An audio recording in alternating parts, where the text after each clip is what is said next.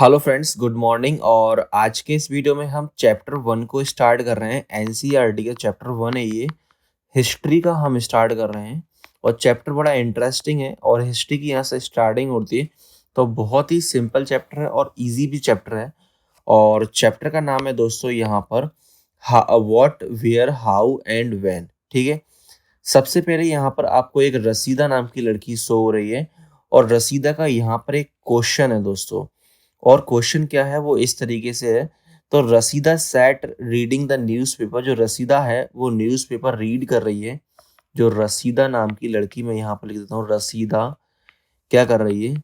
Read कर रही है, न्यूज़पेपर रीड कर रही है। वो न्यूज़पेपर को रीड कर रही है। और अचानक से देख सकते हैं आप, अचानक से क्या होता है कि उसकी आईज एक स्मॉल छोटी सी हेडलाइन पर पड़ती हैं। उसकी आईज कैसी होती है दोस्तों? हेडलाइन पर पड़ती हैं, एक हेडलाइन पर।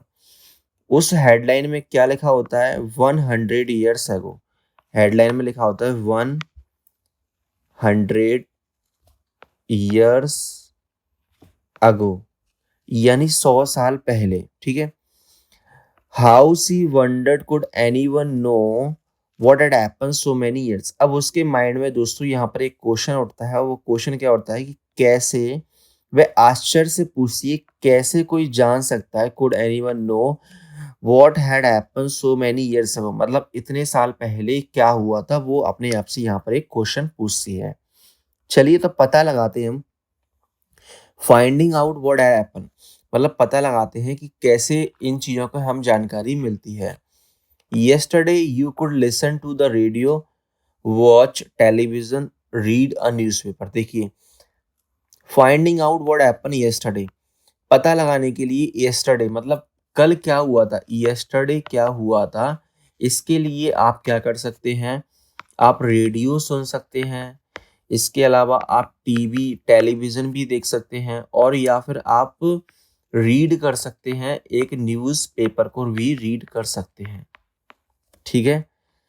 और इसके अलावा दोस्तों, एक मिनट, मैं यहाँ पर स्लाइड चेंज कर लेता हूँ।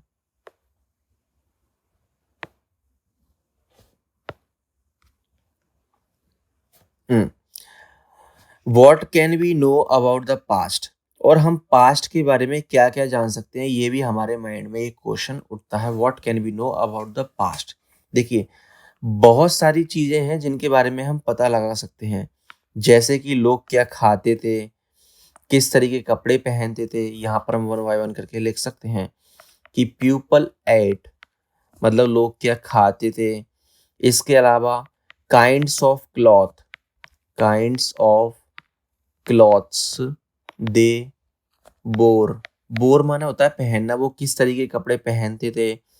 द हाउसेस, हाउसेस वो किस टाइप के घरों में रहते थे। इसके अलावा हम ये भी पता लगा सकते हैं कि जो हंटर्स होते हैं, हंटर्स दोस्तों बोलते हैं शिकारियों को, तो वो हंटर्स अपनी ज़िंदगी को कैसे जी पाते थे उस टाइम पे, क्योंकि वहाँ पे तो शिकार करने के लिए होता था। इसके अलावा होता है हर्डर, हर्डर मतलब होता है किसान लोग, फार्मर्स लोग, गैदर लोग जो होते हैं पशु पालन करते हैं, हैडर्स उनको बोलते हैं। ठीक है। फार्मर्स के बारे में भी हम पता लगा सकते हैं कि पहले के फार्मर कैसे थे। रूलर्स यानी कि राजा महाराजा। मर्चेंट्स, मर्चेंट्स कौन होते हैं? जो व्यापार करते हैं वो मर्चेंट्स होते हैं। प्रीस्ट कौन होते हैं?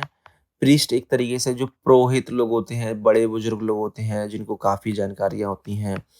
क्राफ्ट पर्सन, क्राफ्ट पर्सन हम उनको बोलते हैं जो कि कुछ बनाते हैं, जैसे मटके बनाते हैं, कुछ अलग अलग टाइप के घर कपड़े वगैरह बनाते हैं, सीनरी बनाते हैं। वो आर्टिस्ट भी होते हैं, ड्राइंग्स वगैरह जो बनाते हैं, आर्टिस्ट।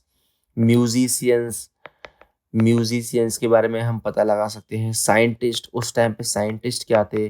तो ये इतनी सारी चीज़ें हैं जिनके बारे में हम पता लगा सकते हैं। We can also find out about the games children played. उस टाइम पे जो चिल्ड्रंस थे वो किस टाइप के गेम को प्ले करते थे, ये भी हम पता लगा सकते हैं। किस टाइप की वो स्टोरी को सुना करते थे दोस्तों, स्टोरी को सिंग करते थे। और वो किस टाइप की स्टोरी को गाते भी थे। ठीक है। सॉन्ग्स, कौन से सॉन्ग्स वो गाते थे, ये सब चीज़ें हम पास्ट के बारे में पता लगा सकते हैं। इसके बाद वेयर डिड पीपल लिव, लोग कहाँ पर रहते थे। अब देखिए हमने ये तो पता लगा लिया कि हम पास्ट के बारे में कैसे जान सकते हैं, ठीक है। इसके अलावा हम ये देख सकते हैं कि what can we know about the past, हम पास्ट के बारे में कौन कौन चीज़ों के जान सकते हैं, कैसे जान सकते हैं, क्या जान सकते हैं। अब देखते हैं कि लोग रहते कहाँ पर थे। तो यहाँ पर कह रहा है find the river Narmada on map 1 page number 2। तो ये देखो ये मैप है, हम मैप को इस वाले पेज पे हम यहाँ पे अटैच कर लेते हैं।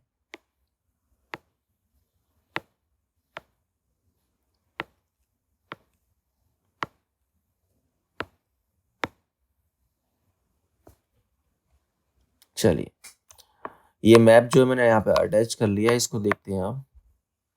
देखिए क्या कह रहा है कि find the river Narmada on map number 1 page number 2। देखिए हमें इस वाले जो मैप है इसमें हमें नर्मदा रिवर का पता लगाना है। तो देखिए ये लिखा है नर्मदा रिवर, ठीक है, ये लिखा है नर्मदा रिवर, ये नर्मदा रिवर है। अब क्या कह रहा है, people have lived along the banks of this river for several 100,000 years. कह रहे हैं कि जो लोग हैं वो कई हजारों सालों से इसी नदी के पास रह रहे हैं, कई हजारों साल से इसी नदी के पास रह रहे हैं। Some of the earliest people who lived here were skilled gather. अब कह रहे हैं कि कुछ प्राचीन लोग जो यहाँ पर रहते थे वो यहाँ पर कौन थे, स्किल्ड गैदर थे। स्किल्ड गैदर मतलब होते हैं, गैदर मतलब होता है इकट्ठा करना, और स्किल्ड माने होता है हुनार लोग, मतलब इकट्ठा करने में ये बहुत ही हुनार लोग थे जो यहाँ पर रहते थे। That is people who gather their food, मतलब वो लोग जो अपने फूड के लिए यहाँ पर गैदरिंग करते थे। They knew about the vast wealth of plants in the surrounding forest and collected roots fruits and other forest produce for their fruit. क्या लिखा है कि वे जानते थे यहाँ की वास्ट वेल्थ, मतलब यहाँ पर जो पेड़ पौधे थे उनकी वास्ट वेल्थ, मतलब इनकी किस तरीके से पेड़ पौधे हैं, क्या क्या खाना खाने के लिए हमें मिल सकता है। तो जितनी भी यहाँ पे जो भी वास्ट वेल्थ थी उनके बारे में ये जानते थे, अपने आसपास के जंगल्स कैसे हैं, रूट्स कैसे कलेक्टेड करना है यहाँ पे, फ्रूट्स एंड अदर फॉरेस्ट अपने खाने को प्रोड्यूस करने के लिए। और वे लोग हंटेड एनिमल भी थे, साथ ही साथ में वे शिकार भी करते थे दोस्तों, ठीक है। तो देखिए हम यहाँ पर पेज नंबर 1 पूरा रीड कर चुके हैं, और इसके बाद का जो है पार्ट 2 वीडियो में हम इसके ये बारे में जानेंगे कि यहाँ पर एग्रीकल्चर के बारे में किस तरीके से डेवलप हुआ प्राचीन समय में, ठीक है दोस्तों। तो पार्ट 2 वीडियो देखने के लिए आप अभी इस चैनल को सब्सक्राइब कर सकते हैं। धन्यवाद।